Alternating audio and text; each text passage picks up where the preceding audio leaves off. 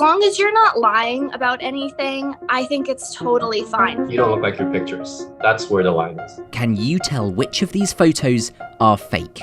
Artificial intelligence makes it more difficult to know who you are speaking with online. But there is one corner of the internet where authenticity is integral and deception could be dangerous. The world of online dating. AI wrote this: I'd grab my cutest stilettos and my sharpest sense of humor. Let's be real, surviving the undead is no time to be caught in ugly shoes and a bad attitude. Isn't that cute? ChatGPT wrote parts of Annie's dating biography. After being bored with blank profiles and lazy messaging, she's encouraging more people to use AI. So many profiles that I see are completely blank, and then the ones that do have something, sometimes it's just one sentence, but you don't have to do it alone. So that's why I encourage particularly men to get on these AI apps and help them write something.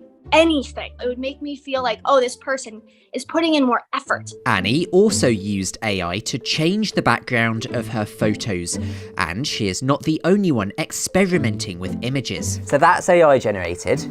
That's right. That one's real. That's real. That one's obviously AI, isn't it? Yeah, that was our first try. These pictures of Giovanni are completely AI generated. He uploaded this one to Tinder. Would I get better matches from that picture? He says it saves time taking good photos. I don't think it's bad to use AI to have a realistic representation of how you look. But then his account was banned. The conclusion probably would be that one looked too fake. Eventually they restored it, and I haven't used that picture since. But this technology is causing online safety concerns. As some warn about scammers creating fake online personas that seem more convincing than ever before. We are seeing these kinds of profiles being used both for, I guess, what you could call irritating catfishing, but we are also seeing these tools being used in the context of things like romance scams. There are real consequences to these technologies bleeding into the online dating space. They're not real photos of you, so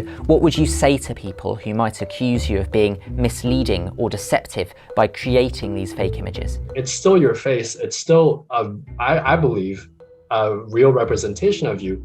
But now you have the right lighting, the right poses, the right facial expressions. Where do you draw the line? What's too far in your opinion? You don't look like your pictures. That's where the line is. As long as you're not lying about anything, I think it's totally fine. You might feel like someone using an AI tool to write their bio feels disingenuous, but when you're in your 30s and you've been in the dating game for a few years and you see that lots of people struggle to come off authentically online, but they're perfectly amazing in person, you don't care anymore. So how can you tell if a photo is what it seems? The challenge with this is that the technology is evolving incredibly fast. I can tell you today some of the signs that we might look for fake images or audio or text, but there's no guarantee that tomorrow those tips will still apply. With that caveat out of the way, there are a few signs you can look for, particularly in images. That is this kind of almost plasticky, smoothed appearance, fine detail, such as hair, not necessarily being generated to the highest quality, but then also, is there a consistent background to this image? In my view, it is not sustainable to get people to look for the signs of AI-generated content or deepfakes. And so we need to shift that responsibility away from the individual and more towards the technology providers and the platforms. Bumble says it has been using AI behind the scenes for years for things like moderation, recommendations, and verifying photos. And Tinder told the BBC it is excited about how AI could enhance the dating experience and is committed to prioritizing safety. As these artificially generated profiles are only set to become more realistic, we should all be critical of text, video, and photos which you might see online. Jamie Morland,